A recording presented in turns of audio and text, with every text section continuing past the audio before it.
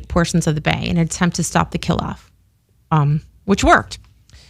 We see the change all the time in Biscayne Bay's watercolor from shades of what was once bright blue and turquoise. Each year it becomes a little more green and murky. Algae blooms are growing. We know that most of the seagrass is dead in the north end of Biscayne Bay, but researching yesterday I found out that's the southern end too.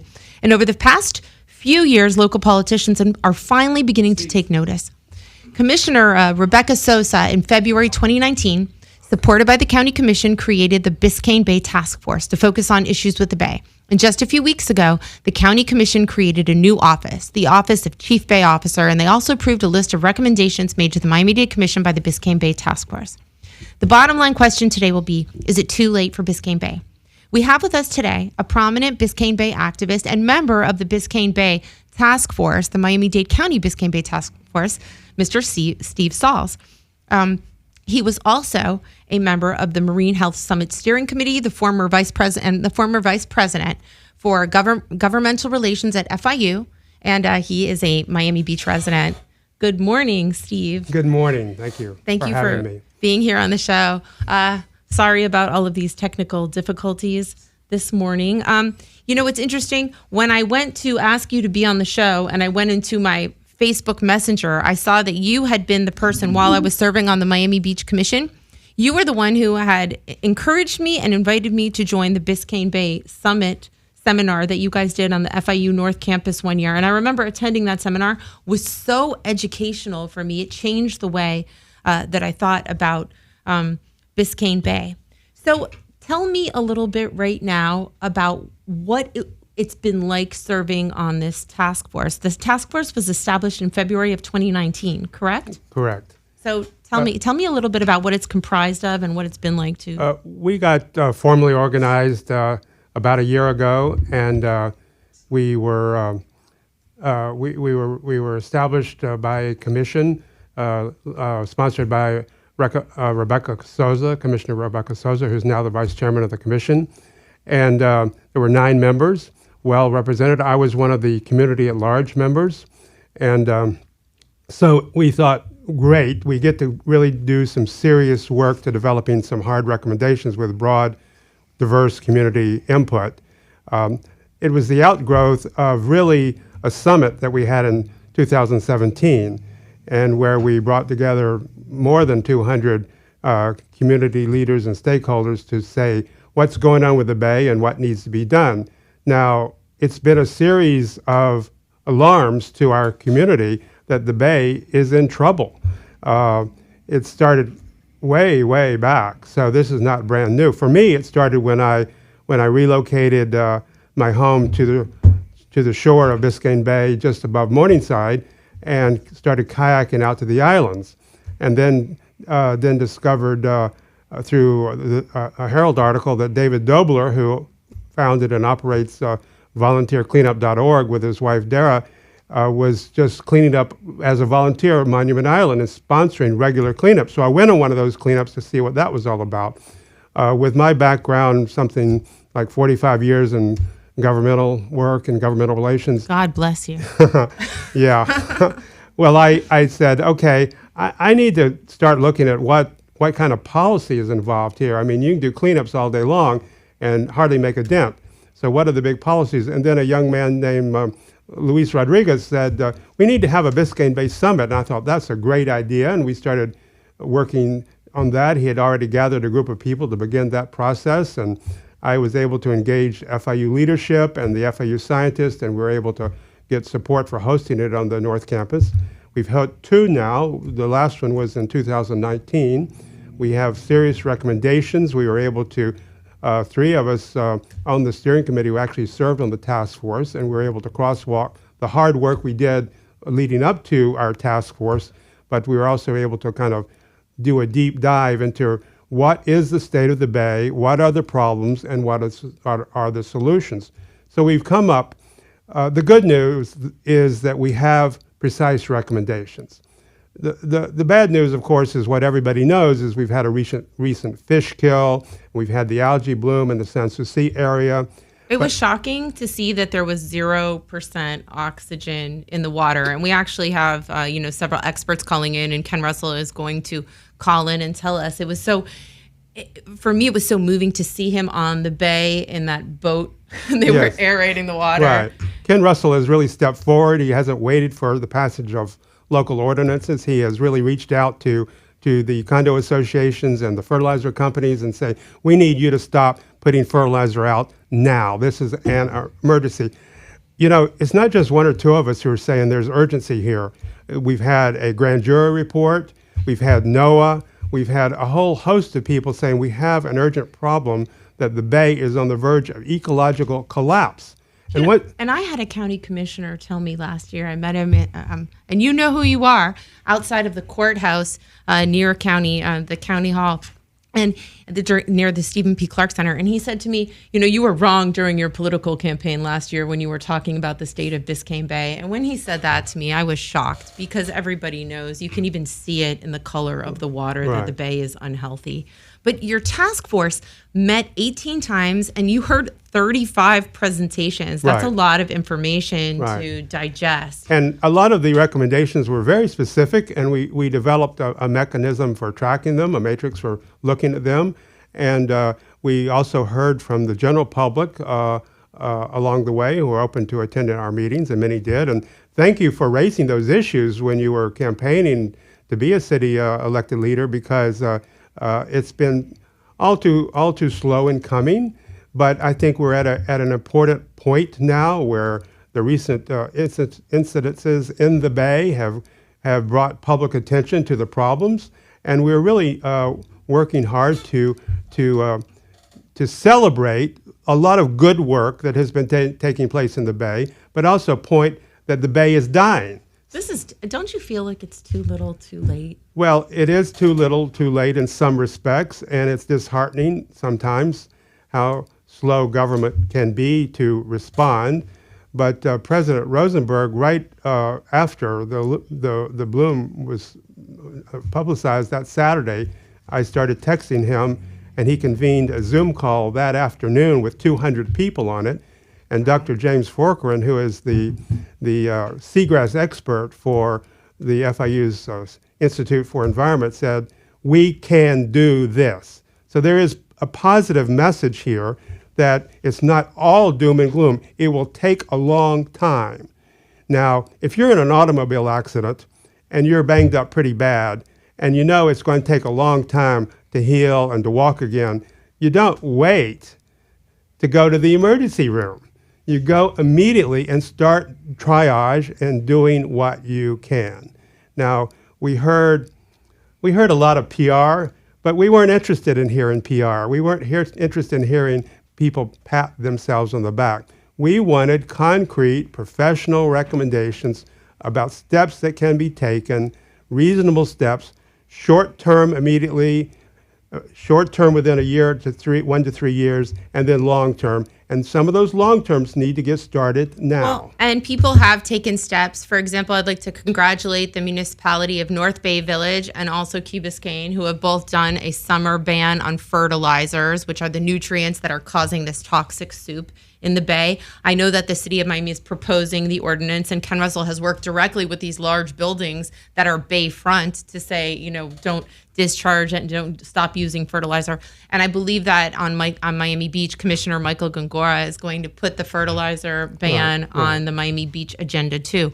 But this has been something that is so difficult to convince. I mean, not elected officials of.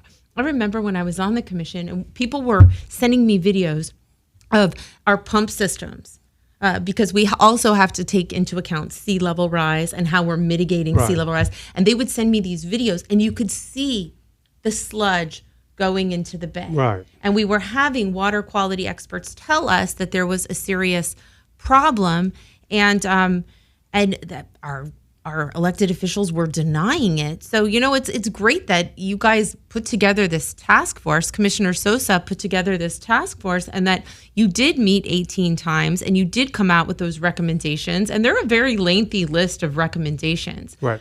I want to publicly thank Commissioner Sosa for, once we were able to release those recommendations, she immediately scheduled consideration before the county commission, and they unanimously supported accepting and broadly approving them. and then ask the mayor, Mayor Jimenez, to come back on October 6th with a detailed plan for the major aspects of our recommendations, which included hiring a Biscayne Bay chief bay officer and establishing, as we call for, a Biscayne Bay watershed board. Oh, I believe we have our first caller. This week, we were having technical difficulties. Our lines were down. Our internet access was down. Many of you have been having problems with internet access across the county. I believe right now on the line, we have FIU professor Henry Briceno. Are you there, Henry? Oh, hi, Kristen. How are you doing? Good. I'm sorry that I had to switch the phone number, but I'm glad that you got my email last minute. I remember when I first met you and what we went through when you first started testing the water quality in Miami Beach?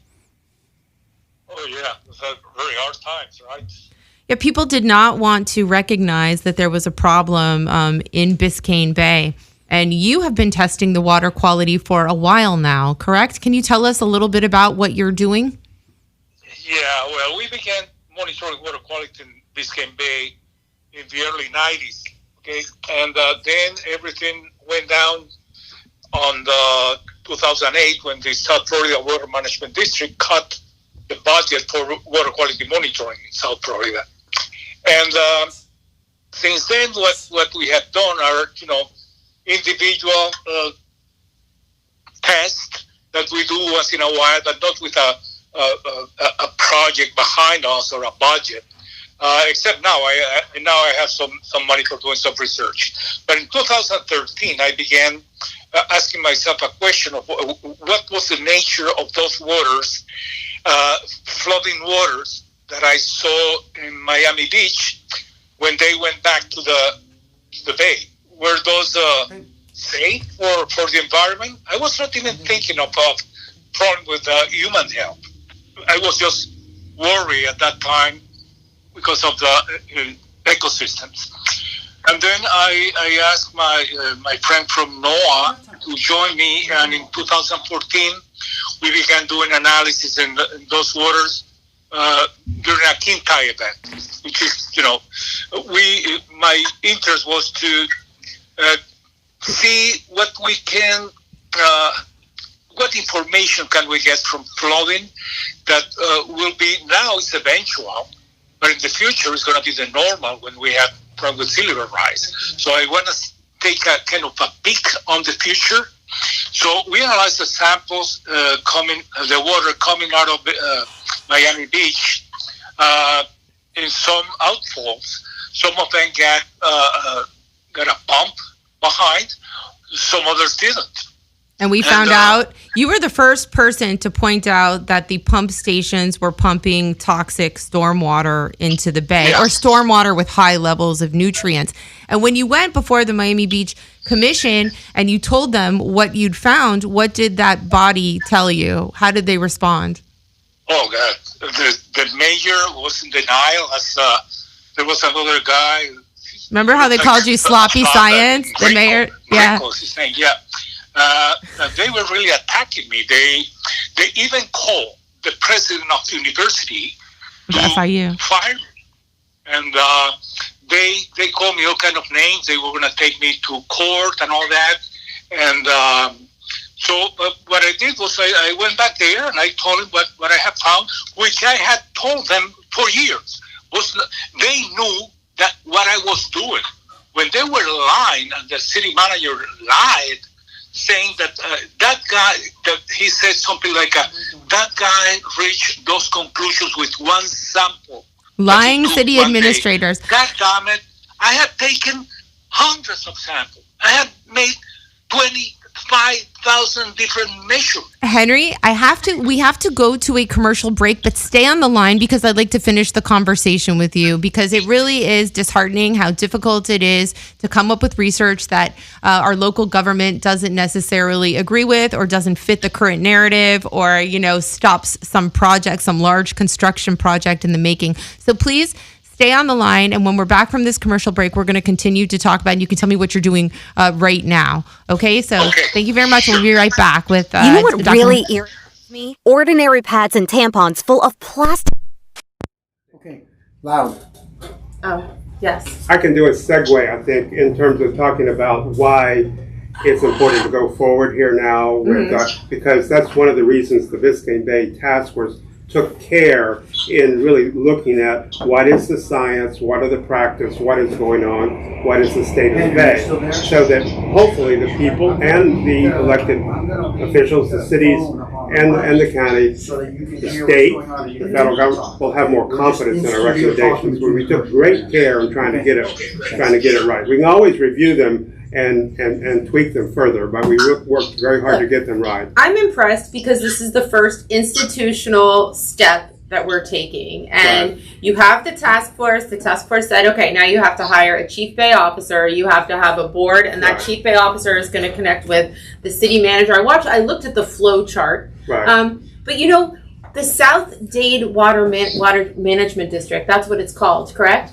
Yeah, South Florida Water Management District. There's 5 boards in the state of Florida that manage the state of Florida's water, and those are appointees from the governor. And right now, all of these boards are struggling because Governor Ron DeSantis has not filled all the seats in these boards, and in some cases, they don't have a quorum. Did you guys come and find this problem when you were when the task force was meeting? We didn't examine the board makeup of the water management boards, but we did repeatedly invite them to participate, and we know that they're a critical partner. Well, what if they're not functioning right now? That's going to be a problem because they have all the funding, don't they? They have some funding, and they have some critical funding, and we're trying to work with the Miami-Dade representatives on the board. So we're going to try to be optimistic and let the public know, because it's important to have our group, which is a coalition outside of government, to help hold everyone accountable. Everyone else. So we win. Welcome back to the bottom line. I'm here with Steve Sauls, a member of the Biscayne Bay Task Force, and also Dr. Henry Briceno, a water management specialist at FIU. Bernie, we're having so many technical difficulties. I'm not sure if we're on Facebook Live right now, but if we are, okay, wonderful. So, Henry, you were the first. Everybody, you were mistreated when you told the truth about the toxic water flowing into the bay. Now that the fish kill came up and they proved that there is zero oxygen in the water, there is no denying your research at this point. So did you feel, nobody wants to celebrate a fish kill, but did you feel somewhat vindicated when they established the task force and people began to pay attention to what you'd been saying for years? Well, no, really. I'm really sad. On the contrary, that things like this happen. I'm angry. These politicians will only look, their horizon, don't go beyond the next election. And they should think long term. And now what we are having is, for sure, we look like we are going beyond a tipping point in the bay, ecological tipping point, I think it's dead. 0% oxygen and no seagrass. What does that when you have no seagrass and you have very little oxygen in the bay? What does that mean? It really is kind of dead up here in the north end. People don't want to say Biscayne Bay is dead, but let's face it, Biscayne Bay and the fish living in it are mostly dead. It recovered very quickly with a little temperature change, which I found interesting. Yeah, well, what happened is that we have the combination of the different conditions. One was we had very hot weather. Besides that, we have very low tides. The pollution, the daily pollution of waters in the bay was not functioning because of, the tides were not working, were not high enough. Besides that, we have had lot of water coming out of the Little Miami River and Biscayne Canal into Biscayne Bay for several weeks before this. Besides that, we have storms with a lot of storm water coming into the bay. They carry a lot of nutrients, as do canal water. Besides that, we have sewage spills going into the bay. So all of that, I'm sorry the expression, all that crap has been accumulated in the bay. And besides that, starting in 2013, the seagrass began to die in northern Biscayne Bay, right after the beginning of the construction of the Miami port. Okay? I always knew that port was going to kill part of the bay, and they said, no, we're bringing in a special German drill, and it is not going to agitate the bay. There was a lot of sediments going all around the bay. And besides that, exactly after that beginning of that construction was the first time a disease appeared for corals right in front of the port. And that thing extends south every year and is killing over 95% of the corals in our reef, in the Florida Keys National Marine Sanctuary. And that began exactly at the mouth of the port, right where you have the water ferry at the port, starting right there. So at the same time they were working on that thing. So yeah, coincidences maybe, but I don't think so. No, because you're there. Steve wants to ask you a question, and thank you for taking the time to call in on a Sunday, because it really is important for the public to understand what is going on. I mean, the government is finally taking action. It took a long time, but it is because of pioneers like you who came and spoke out and shared research that was unpopular because it did not fit the narrative. Besides that, thanks to people like you, when you were a commissioner, that you were the only one who defended me. You were the only ones who tried to find the truth, what was going on. And that's what we expect from people who work, try to be a public service. And well, so, thank you. Thank you. We are right now trying to see or measure all kind of variables in the Bay. We have a task force. We are doing a lot of work right now in Biscayne Bay. We have a lot of people using some NGOs like Miami Waterkeepers. And so we're going to come out with some reports on what we think happened for this fish kill and the algal bloom that came afterwards. Well, I read a Herald article yesterday, I believe, that said that they did prove that it was the nutrient levels in the bay that caused the fish kill. But it's not just that. I mean, it's the higher temperature water. Steve's going to... Yeah, we had a combination. It's a combination of factors. It's not only one thing, but right. You just combine all that, and then you make a terrible soup that was in stagnation right at the bay without oxygen, and that will kill anything. So, Steve wants to ask you a question. I just want to thank you, Dr. Briceno, because I've followed your work a long time, and it's been a critical part of the work needed to be done to help us make science-based decisions in the public policy arena. It seems to me what happened was we had a perfect storm, and all these factors, long-standing factors such as the overnutrification of the bay, the dying seagrass, which was a consequence, and then the water temperatures, which degraded the ability for oxygen absorption. And all that combined for a fish kill and an algae bloom. The good news is that while there has been substantial seagrass die-off, one of the critical elements of a bay health, and that's taking place in all areas of the bay, north, central, and south, we have FIU's Institute of Environment, along with Waterkeepers and DERM, the county agency, is now beginning to coordinate their sampling and their research findings.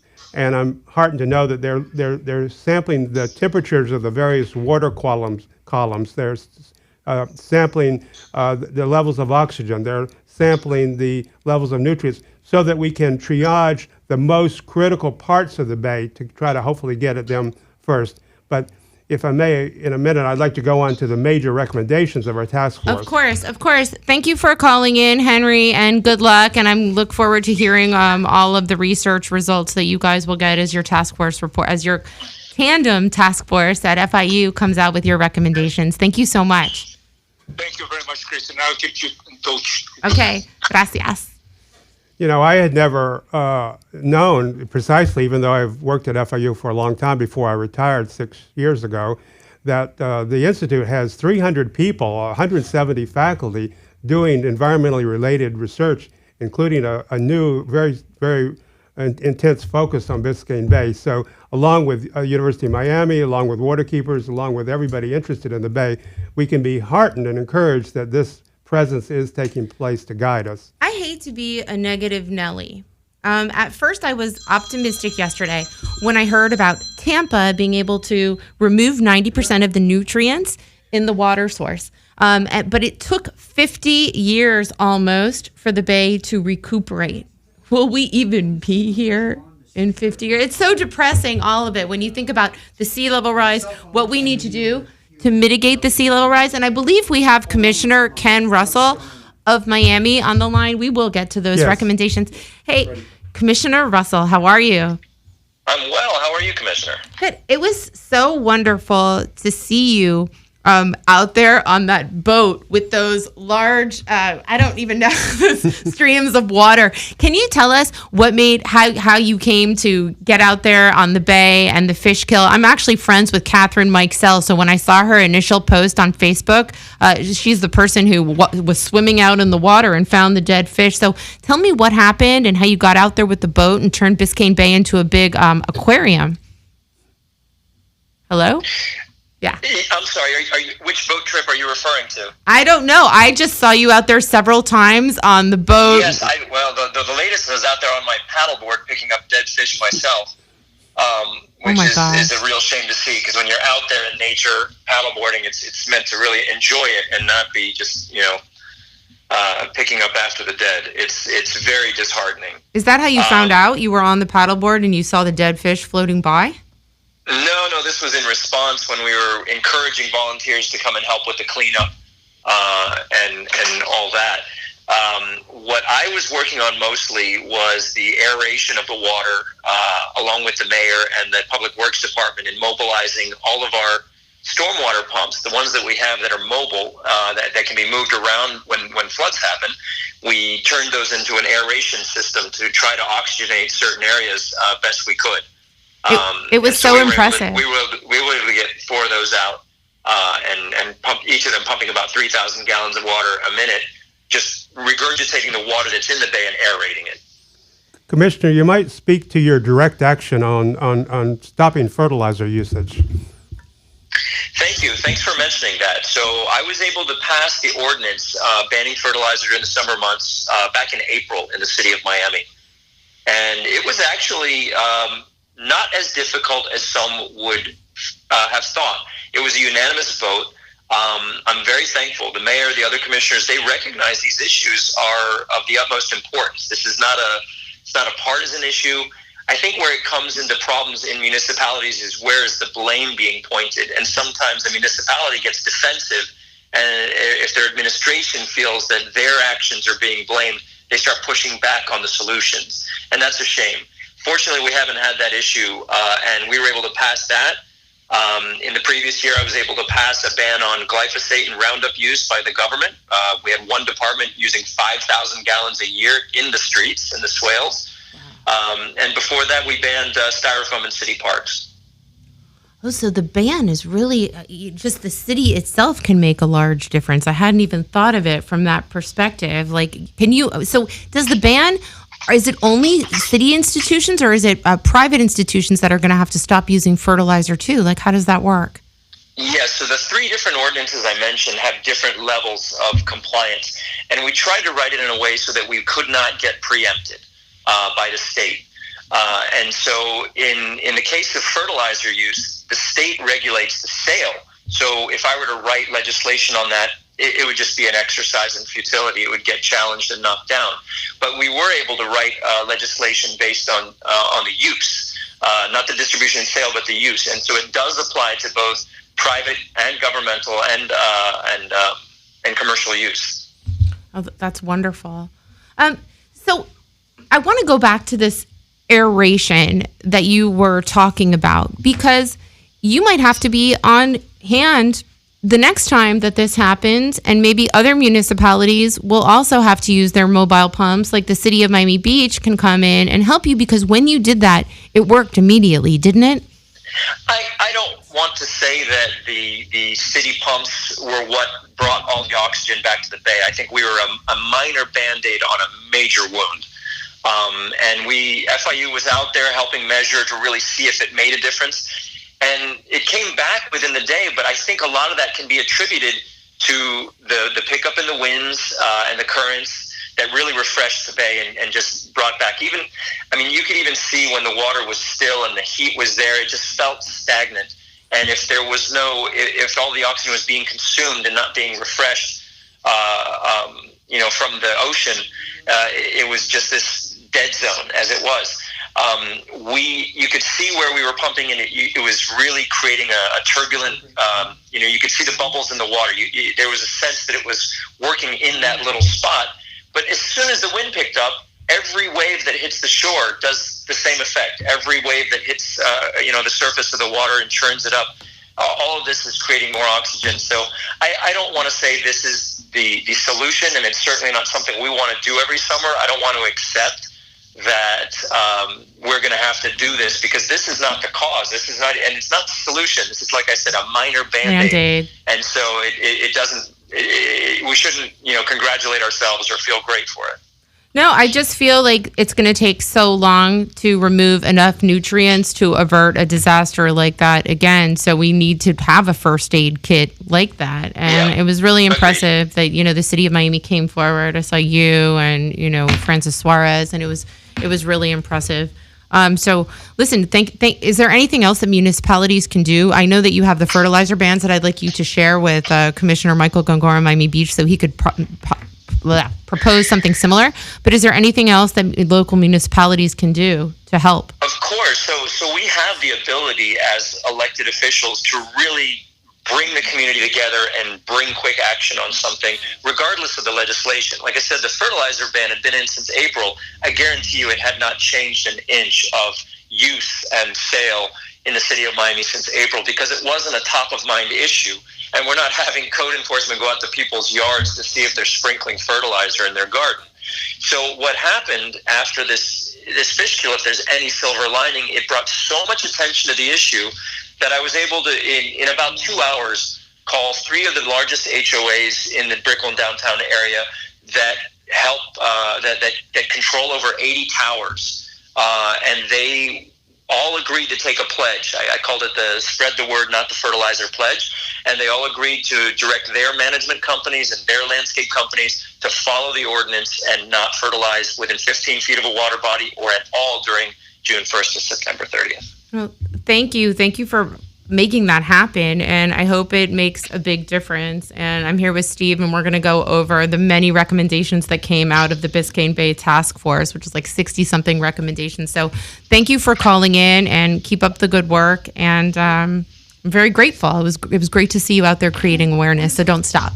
So thank you. Thank you, Bye. So I just want to reiterate how important Commissioner Russell's support was and direct action was following this recent crisis. I should point out that the city of Miami was an early financial supporter of our second Biscayne Bay Summit, and we were very pleased that the mayor of the city of Miami and the city of Miami Beach were able to join us for our closing event and pledge their commitment to the Bay. That gives encouragement and support for all of us who are trying to make a difference. Now we're at a point of really broadening that outreach effort and the communication to the general public. So Birdie's giving me a dirty look because we have to go to a commercial break. That was Ken Russell that you were hearing on the phone, and I'm here with the Biscayne Bay Task Force member, Steve Sauls. So we will be back shortly, and then we have somebody, a researcher, Elizabeth from Miami Water Keepers, that will also be joining us. And during this break, we're going to start to talk about the recommendations. Thank you, Commissioner Ken Russell of Miami, for being an advocate for Biscayne Bay. Sorry about that. Bernie gets that. It's hard for me to it's hard for me to stop somebody when they're passionate and they're talking about an issue. Listen, I think that municipal ban, I didn't realize, you can't just ban the sale of fertilizers because it would be preempted at the state level. So now I realize that it was just the city itself that is now no longer going to use fertilizers. When they first did that ban of Roundup, I happened to be at Home Depot on Biscayne Boulevard, and I saw massive display as big as this wall here trying to sell Roundup. which brings to mind people are asking what they can do. And while Commissioner Russell is reaching out to the management associations, individuals can go to their association management and say, have you stopped? Tell us you've stopped. Let us know. Just as a follow-up, individuals don't have to wait for the government to know that their properties, their homes, their homeowners associations are doing the right thing here. Well, I'm going to go to one of the West Avenue Homeowners Association meetings and start talking about it. I'm sure that the city of Miami Beach will also go there because I think we can do something similar because we have all of those. Because we have all of those condominiums along the bay. But my big worry is really that discharge of those pumps after rain events going directly into the bay. And, there are solutions to that because when we were researching this, we saw that you could put ultraviolet lights on the outfalls. And it could go, but it was just too expensive. But now I saw that the city of Miami, without even being asked, said that they were going to put certain filters on every single outfall in the city of Miami. That's a massive and impressive thing, and I'm hoping Miami Beach will do its part because everyone has to do a little bit. I hope Miami Beach will follow suit as well. I mean, there are 3,000 street outfalls going directly into the bay. They collect all kind of street pollutant. They collect a lot of trash, and it goes directly into the bay. So another thing citizens can do is be mindful. Watch the outfalls in their neighborhood. Can you please let me know and when they see problems, report on them. Excuse me, he was speaking, Bern. You can't just interrupt. He gets a little anxious during the show, so we just have fun with it. It's all good. We're all friends here. Every week I asked her to please let me know when we were coming back from the air, and every week she doesn't. Okay. Welcome back to The Bottom Line with Kristen Rosen Gonzalez. I am here with the Biscayne Bay Task Force member, Steve Sauls. We just heard from Commissioner Ken Russell. We also heard from water quality expert and FIU professor Henry Briceno, and we're talking about how to save the bay. I'd like to go to the Tampa model because that really, when I first started reading, I was very optimistic because in Tampa in 1978, their bay looked like avocado. It just was all algae blooms. And they realized that their seagrass had completely died off and the toxic algae had taken over. And they were able to reduce 90% of the, what do you call it, nutrients, right? Nutrients, in the bay. And through some process called dentification. Right. But it took 50 years to reproduce the seagrass, or 40 some odd years. But they saw a difference. It took about a decade.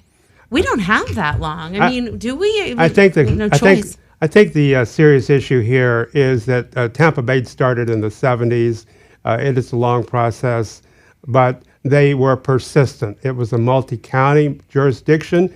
They got themselves together and they stayed with it. They didn't divert. They didn't let the ball drop. They were consistent. So we're at a new point for a new beginning, and I think we have very specific recommendations. We have 16 that could be implemented within a year, 31 within a year to 3, as well as the long-term major issues. So, and do you think that within a year we will be able to reduce the nutrient levels to a place where the seagrass might begin the recuperation process? Because I know that the task force was going to appoint an officer, and they had to, like, the first recommendations had to be completed by the end of 2021, right? So there was a kind of a sense of urgency. Am I wrong on that? There is a sense of urgency, but now we're just trying to amplify that so that we can get attention on these recommendations and put in place some major structural recommendations.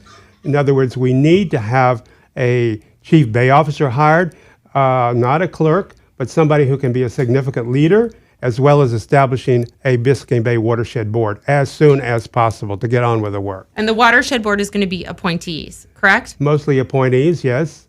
And I saw that some of the structural stuff, like we need to get rid of 180,000 septic tanks. And, you know, there have been elected officials that have proposed getting rid of these septic tanks for a while now, and there was no funding to do it. So I'm hoping that they're going to be able to get that funding. And I know that we have on the line Elizabeth Kelly from Miami Waterkeepers. And all of a sudden, Miami Waterkeepers, you guys have been working so hard for so long, and now you're all over the news. You are the most popular. Isn't it sad that it takes a disaster like a fish kill to create awareness? Elizabeth? Exactly. Yes, exactly. No, that's really what happened, is that we have our regular monitoring sampling sites, and at one of our sites, somebody who knows us really well had contacted us and said she saw all these dead fish all of a sudden, a huge fish kill. And we had our regular sample collectors out there the same day, and they saw the same fish, and we put it out there. I mean, it was time to let everybody know what we saw with the pictures, with the stories. The bacteria levels went up. Everything happened all at once. I really think that for people who don't know, can you explain what Miami Water Keepers is for those of our listeners who might not know? Elizabeth? Yes. Okay. Yes, Miami Water Keeper is a non-governmental organization. It is a not-for-profit, and what we do is a lot of things in general. We have programs that do a lot of outreach, that talk to the community and let them know what's going on, some of the issues, and some of the things that we are doing at the same time. Because not only are we working on these programs, we also have our own scientific research lab at the core of this. Currently, what we do, obviously, we're focused on the water. This is a water quality lab that focuses on the fecal indicator bacteria enterococci. So from there, we are sampling every week at multiple sites, and these sites keep increasing, so we seem to be adding more and more. And when we get our data, we publish it to Swim Guide, and we also post it on a public site for people to see the raw data and the actual counts, as opposed to just, pass, fail, good, bad. And then we take this data and our results and our findings, and we reach out to the public, to agencies, to universities, so that we can collaborate and research together.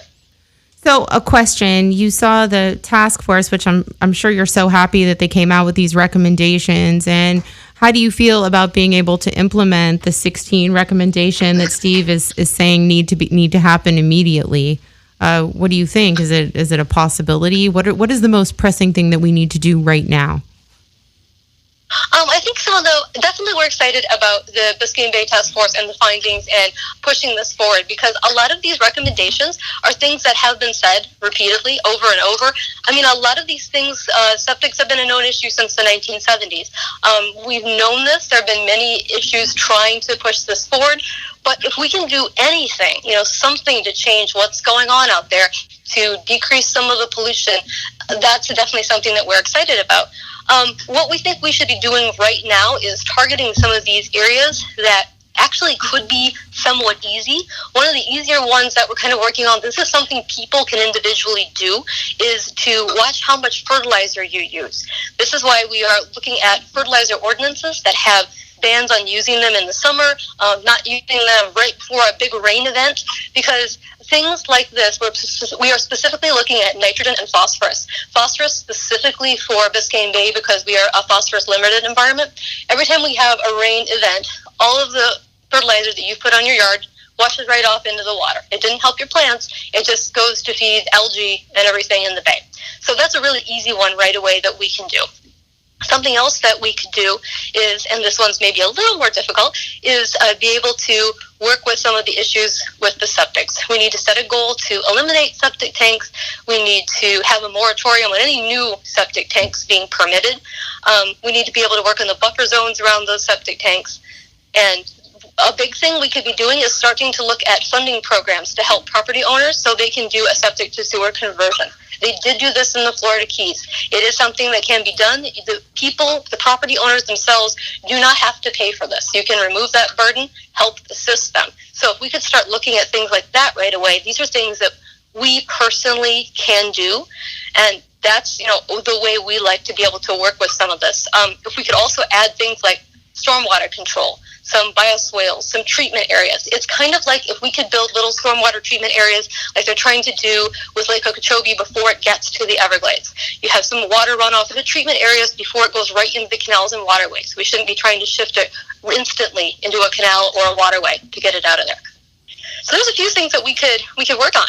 I know that Steve has a question for you. Well, like a lot of big issues, they can be rather overwhelming, but there are some key issues you've highlighted that I think can take some immediate action, so we prioritize what can be done as soon as possible, not years from now. And that includes, How do we connect the 10,000 septic tanks that are currently very close to a main sewer drain? How can we connect them? How can we do a certification review of all the septic systems to look at the ones that have already failed.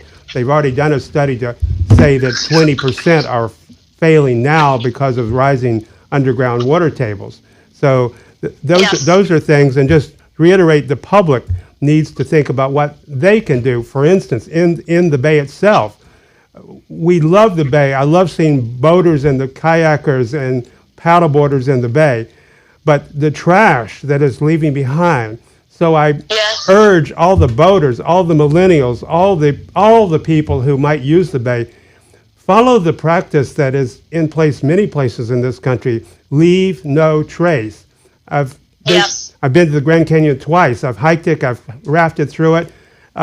They have a very strong cultural value. Leave no trace. If you want to take it in, take it out. Well, I think that's one of the components of the task force report that came out, is there is an educational component, which I think will make a difference with future generations.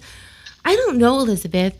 I want to be optimistic about this, but I've been observing government for quite a while, and I worry that we're not going to be able to do enough in enough time. And should we be ready next summer to aerate the water, or like have big fans like creating waves? Is that going to happen again? Because I don't see the county coming up with enough money to connect 10,000 septic tanks quickly. I really want to believe that that's going to happen, and I think it has to happen, because if the bay really does die, what does that mean for our tourism industry and the boaters that love to come here? So how do you feel about that? I mean, I know that's not the most political thing to ask, but do you feel optimistic that there's really going to be a change this time, and we're going to take this seriously like Tampa does? Oh, Tampa Bay is very interesting. That is exactly the sort of model that we need here, where they did do a lot of studies and they did try to figure out what they needed to do to fix the problems that they had. I would say that the Biscayne Bay Task Force recommendations are certainly a good step. We need to actually take those seriously and actually carry them on after they've been something that's been put forward. At the same time, I do think, like you said, we may have to be ready for this to happen again with the fish kills. We may need to be ready with the aeration. These are emergency measures. We hope to not have to do these again, but if we have to, we need to be prepared that it could happen maybe a few more times again, maybe once more this summer. It could happen next year. I know it's something we need to be prepared for. I don't know, we have to be ready in case things are not in place for us to act. Will we be able to act quickly in time? I know some of us are wanting to, and we're ready to. I think it's a matter of getting this information out. I'm talking about fertilizer ordinances, which are a thing that people can do. Knowing about your septic tank, the thing that you can do. I think it has to do with the individual people. If individual people can know what's going on, what the issues are, ask for stormwater control, ask to build new sewer infrastructure, upgrade what we have. There's a lot of leaks, spills, broken force mains. If people could say, I know what's going on. I know what I have to speak out for. An individual person, a group of citizens can do a lot to ask the government to say this is what we want. I have seen this happen before. It happened up in Stewart, up in the St. Lucie River, where people said, please stop sending these releases down the river. It happened. Yeah, so, no, and is it cleaning it up? Because the water... Actually, that's very interesting, because my fiance owns a home on the water in Stewart, and we were up there, and he was telling me that, in that body of water, 20, 30 years ago, it was crystal clear. And now when we were up there recently, it was brown and murky. And I felt so sorry. I mean, it's a dead body of water. There are he said somehow snook survive in it, and there's some fish swimming around. But overall, I mean, it's such a sad situation. What's funny is at the same time, I mean, I did some of my research up in Lake Okeechobee, St. Lucie, and I saw the water personally. Every time I went out there, people knew exactly what it was that I was doing. They're just like, you're testing the water. Oh, good. And they wanted to hear all about the study I was doing and why I was doing it. And, they were so interested. It didn't matter how old they were. It didn't matter what gender. It didn't matter. Everybody knew what I was doing. And I think, that's like down in Miami, we need to get a little more awareness like that. We need to reach out to people, because it certainly can work. People can know about this. And the results downstream at the beaches were the biggest ones. I don't think I heard many reports. I think in 2018 they called it Toxic 18 because of all the algae that was coming out that year down all the recreational sites, down to the ocean, down to the beach. It's almost unsafe to swim at the beaches. The water's changed. The beaches are safer. People are talking about getting to go out and be in the water and recreate again. So even though the water's still brown, the St. Lucie River still looks like that, and it might for a while. It's getting better. And people are not making the reports they made before about dogs falling in the water and dying. And those things are not happening. It's just awareness. And I think if we had that down here, we could have the same effect. Well, I'm really excited about Miami Waterkeepers and this Chief Bay Officer position and the fact that we actually kind of institutionalized and organized a solution finally after decades of knowing that this was coming. Thank you so much. I could listen to you talk about this all day. Unfortunately, I'm at the end of the hour of our radio program. So thank you for doing the good work that you do, and congratulations to Miami Waterkeepers. And let's hope that we can begin this difficult cleanup process. So yes, thank you. Thank you. Thank you. Bye. Thanks, Elizabeth. That was Bye. Elizabeth Kelly from the Miami Waterkeepers. Can you believe we only have a minute? So I would like you to close this out. Steve is like, I didn't even get to say what I wanted to say, but no, your experience of being on the team was very important. So tell me. Thank you. I'd urge everyone to pay close attention, urge implementation. When people are seeking your vote, ask them what is their views on Biscayne Bay. To me, I'm glad that waterkeepers and surf riders are putting out notices on whether the water is safe to swim in. But I find that for our number one tourist destination in the world for urban beaches, it's outrageous that we should have to check online to see if it's safe to swim in the ocean or the bay. So we can make a difference, but we have to get involved. The bottom line is that government now needs to fund and begin to take action on Biscayne Bay, which is dead and fish can no longer inhabit safely. So thank you for coming on, Steve. I would like to thank everyone who called in. Thank you.